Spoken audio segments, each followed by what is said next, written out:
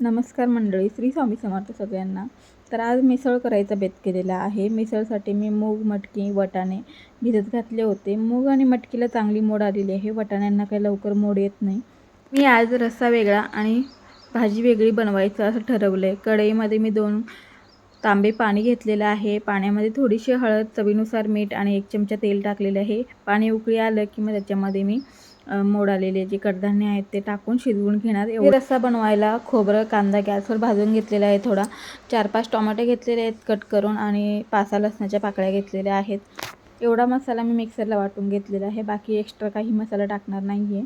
तेल गरम झाल्यावरती जिरं मोहरी टाकला, कढीपत्ता टाकला, त्यानंतर जो वाटून घेतलेला मसाला होता तो टाकला. हळद, धना पावडर, जिरा पावडर, परत लाल तिखट, थोडंसं चवीनुसार मीठ आणि गरम मसाला, थोडंसं हिंग टाकून छान असा मसाला परतून घेतला. हवं तेवढं पाणी टाकून मी मस्त अशी एक उकळी येऊ दिली आणि खरंच खूप छान रस्सा झाला.